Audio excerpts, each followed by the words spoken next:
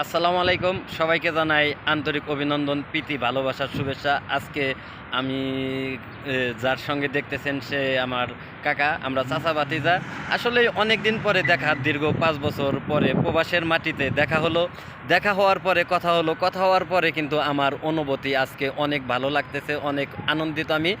এখন আমি জানবো আসলেই দীর্ঘ 4-5 বছর পরে আপনজনদের সাথে দেখা হলে কেমন লাগে। আমার তো ঈদের চেয়েও খুশি লাগতেছে। এখন শুনবো আমার কাকার নিকট যে আপনার অনুভূতি কেমন, বা আজকে কেমন লাগতেছে আমার সাথে দেখা হওয়ার পরে, এই বিষয়টা একটু বলবেন। অনুভূতিটা হচ্ছে, আমার চাচা তো বলেই দিল যেটা আমার চাচা, আমি ভাতিজা। তো জাকিরের সাথে আমার প্রায় দীর্ঘ 4.5 বছর পরে দেখা। ও যদিও দেশে গেছিল, ঘুরে আবার আসছে। আসলে প্রবাসী জীবনটা হচ্ছে কষ্টের।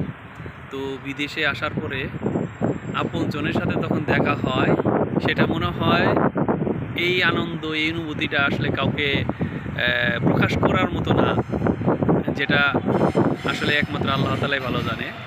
তো প্রবাস জীবনটা হচ্ছে কষ্টের, এর মাঝে আপনজনের কাছে থাকা, আপনজনের সাথে দেখা হওয়া, এটা ভাগ্যের বিষয়, এটা স্বীকার করতে হবে। কারণ প্রবাসে অনেক আপনজন আছে, ইচ্ছা করলে তাদের সাথে দেখা করা যায় না, বা দেখা হয় না, দেখা করে না। এটা সবাই কাজ নিয়ে ব্যস্ত থাকে। এই কাজের ফাঁকে আমার হঠাৎ করে কারো না কারোর সাথে দেখা হয়। এই দেখা হওয়াটা যে কতটুকু আনন্দের, সেটা আসলে এই ভাষায় প্রকাশ করা যাবে না। তো আমার চাচার সাথে দেখা হওয়ার পরে যে এতটাই আনন্দ লাগতেছে, যেটা আসলেই খুবই খুবই ভালো লাগতেছে।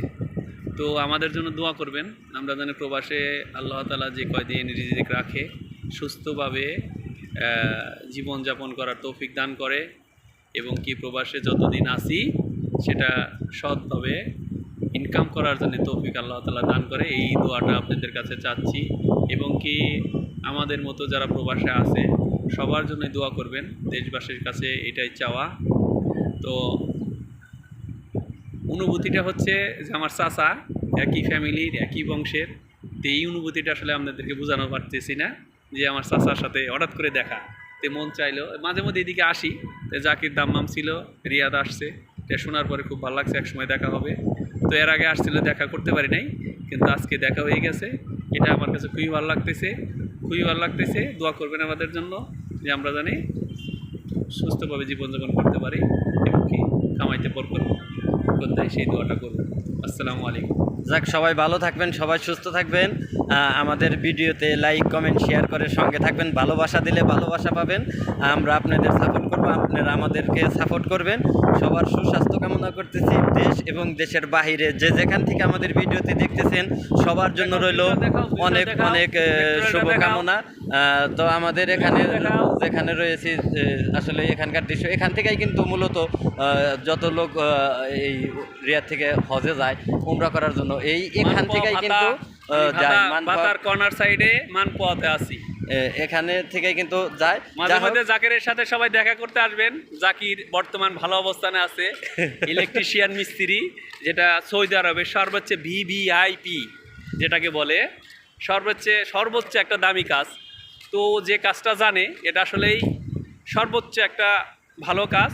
এই দেশে এই কাজেরই ডিমান্ড বেশি। তো একটা ভালো পজিশন আছে, ওর জন্য দোয়া করবেন। আর আমি তো মোটরসাইকেল চালাই, মোটরসাইকেলটা হলো সর্বোচ্চ হাই রিস্ক, যেটাকে বলে আজরাইল, অল টাইম পিছনে পিছনে থাকে। যার সামনে আমাকে যে আমার সাথে কথা বলতেছে, আমার কাকা, সে কিন্তু অনেক ভালো পজিশনে আছে, নিজেরটা বলবে না। মাসে কিন্তু বাংলার অনেক টাকা ইনকাম করে সে, কিন্তু এটা আসলে বলা যাবে না। অনেক ভালো আছে। যা হোক, আরও ভালো থাকুক।